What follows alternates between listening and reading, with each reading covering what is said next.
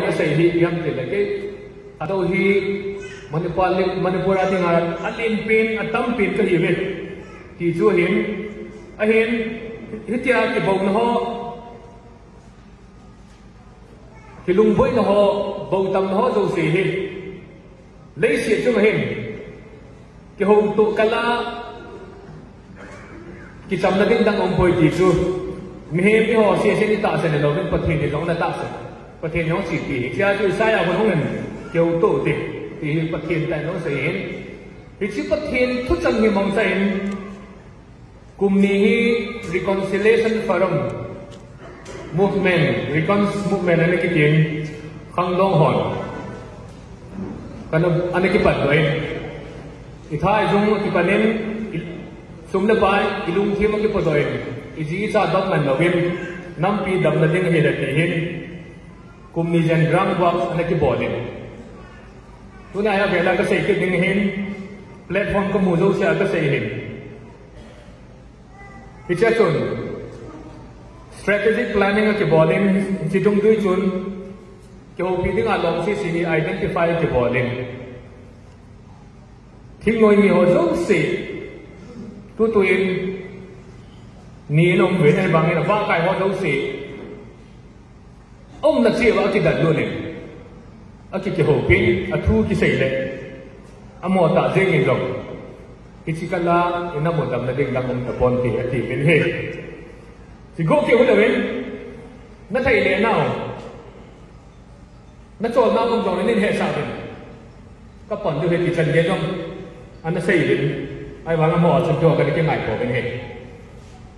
su ba nen e oi kan ko ne ke hi ji ben khung de chang quy này thì diệu chun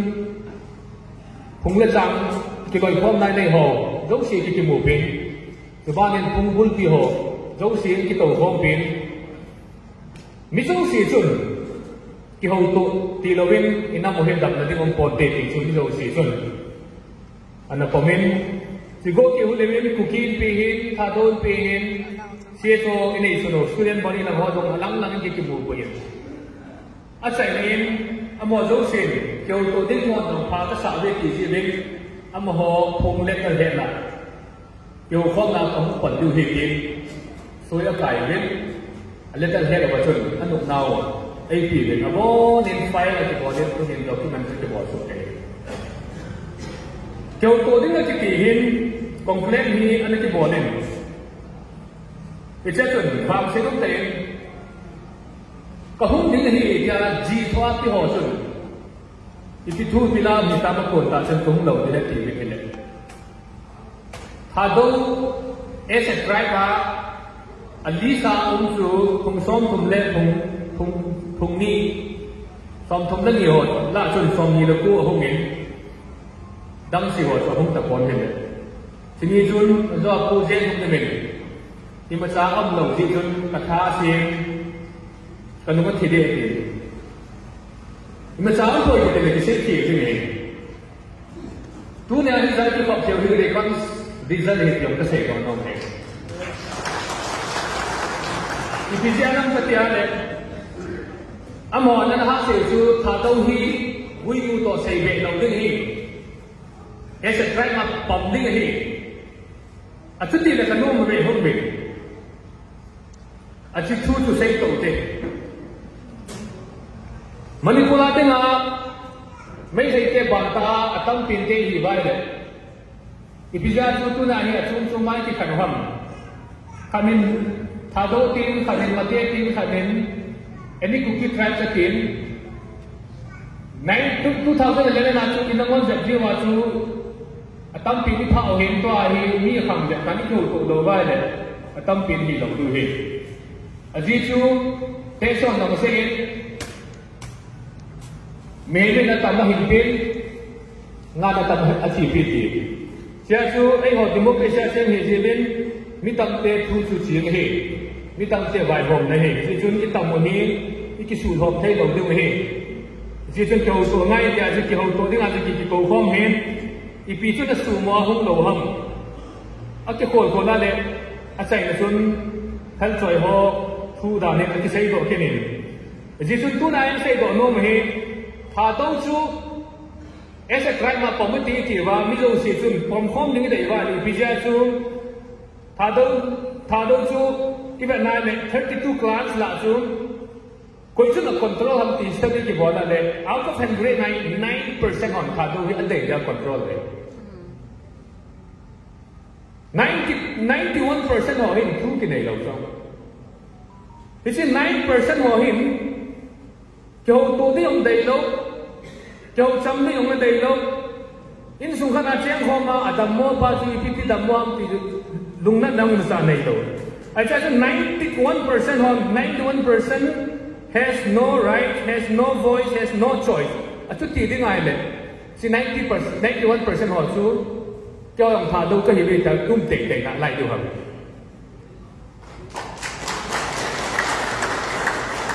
democracy chu majority voice si hin ai ho hi North Korea gama cheng hi povin India hi democratic country, the largest democracy in the world. Achu ti le if is 91% ho thu chu chi lo chi 91% ho thu chi ding ala chun chinya chu ke ho tha do hi ka dei ta po wi ti yong la hen i sei theo hết tha do hi tin ka khia ta we tong le sei theo hin ai bang chun hi chi chu bo dong le hen na na dam lo ding ala kan ye poi ti ja chu ani ke chi pi de lo he tunin dam na din khat bei chun tok so ai sei bi ken ka sei chu dam na din hin pathin na to khat ngai ani nan mi hin na to ngai a khat nai hi pathin hin isinam mi te jo no sei tan manipula dinga chu ai mi pau tho chu e wat na ki pi ku ki pau pi te ku ki pau tho chu sang chi khanga sang khat ki ti chu tu khangai zat yang pe poi na tama tam ding e aya chilai khanga chu ei ke ka neu lai o sikia cha ni ki do na infal tu sai ku la o chenga bahara ni ki pi cho ke khan ka neu lai chi amo khanga chu sang khat chu zat ni da kolang pe ding a chu tia hi le tu ne amo ki le sa ni a tam pin te ka hi bin ke ho thu chi ding e ta government jong convince bo wa bo ti chan bo le hin ai hon dam na ding a ka sei khat wang ve le byam te la pathe ni nei su dam lo dei dom ni dam lo de number 1 pathe nin pathe bu in sinam ni te chung a hin thil ni a sat ta ni khat chu pham te le mei doi nan ha ga wei sia tha pi cho chu pa ma hang san te chu tu na min in le lo a phi jong le pi sei ngam mo thip chanai ba noi la cho bà hàng san te chu thi san nai sai so le ki pa ngam lo piu na mei doi na thakau kha ei piu ani nai hi lung poi na thakau kha ei piu so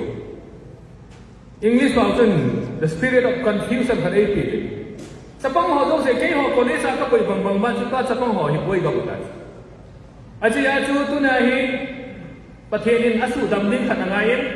ani nai ke ho ki pan le diu kha na ma ni ho ki pan le diu kha chu pem te le tu na hi any cookie tribe amo na sai chu nunga hela ni ke la anzo en ungam nan jong sei tan keu to ko mi ti ni se ma amo chu khan kwa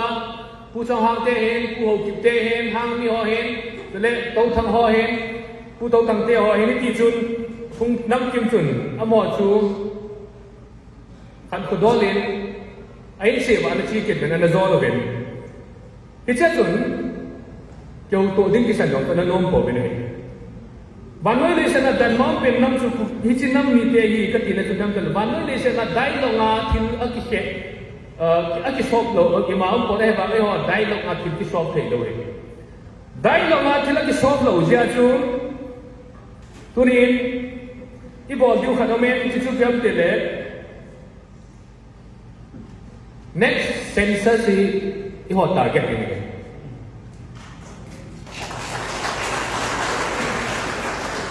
Away from a kin kasi nga tuwele, di ta chu, ani cookie tribe sa hindi za hin, ano pam nang hindi po he. Ay ani kikipapi chu pem tele cookie sa mang ding sa chu ki suhing ay ti tu hin, hitya tu na tribe sa pam ding ba ani kikigelo he. Amon say chu, nanuk ki belo bit. Kay ho nay si boy he bit. aji chu ha do chu ka pu pau hin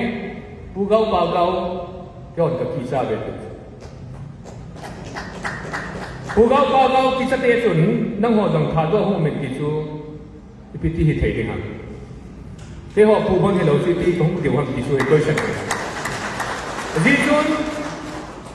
ka ti se te hon ai lo la dang dang hon jong thà đâu sẽ trai mà bấm đi thì bao hi record book mẹ nào phát chun cái chia sẻ nên chỉ thà đâu hi cái pu bao hi thì chú cái chia sẻ nó phong độ bên chỉ chú record chú ima hi coi thì là cái hi pon cha bắt đã su chỉ nào thì khác ông già chứ hòn đồng mà nó nung nung cái việc ta bên thì ra chút thì đấy pu ngâm lên cho sẽ bằng chú ai thì lệ hi chân cái bỏ tao như chun cái hậu tụ na ông kinh mà sang sen anh cũng cái drive cái túc cho nên cái bom tàu tết thì chú cái hậu thằng nàyตัวไอ้ที่ทุกท่านไอ้ที่ผมที่ว่าเลยไอ้บอลง่ายว่าเลยทีปีเดียวไอ้ทีปีก็บ่ง่ายทีปีก็เลยไม่ได้เห็นปีง่ายถึงขั้นที่บอลไอ้ทีปีกินได้สู้อินปีโลละกันเลยตัวนี้อ่ะบ่อยฮีกูคิดหลังกินจะบ่อยอีจีจะพี่มินทีละ3 ทีก่อนตัวไหนครั้งนึงอ่ะวันจะวันมาตัวอาจารย์จะเป็นมองไปแล้วชุนhàng sân rất một số, ấy họ nghĩ chỉ một hàng ít chút đấy nhưng hà bên bê sẽ bị trả đâu của cái này, di chun, cái bộ này bộ ngang rồi đấy, thì khi nào một tí, ít tuổi ra hình pin bằng hình tí cái gì, à chỉ tiếng Anh chỉ tí bộ lưu hành, à khá đó nên đi vào thiên đàng ông con xem sát ai phùng xóm đi là phùng cô họ hiện kích thích này đi cũng kích drive cái nào vai đấy thì tiếng là chun thà đâu chu ở tâm pin đi coi cái này đó tiếng này democracy trong cái họ minority thua chi coi tiếng này đó nhau ông khả nhiều này coi kiểu trong một tiếng tiếng lòng để cho cái họ chủ viên cái mình này à chỉ chu something blood is always thicker than water thì sân hi tuy sang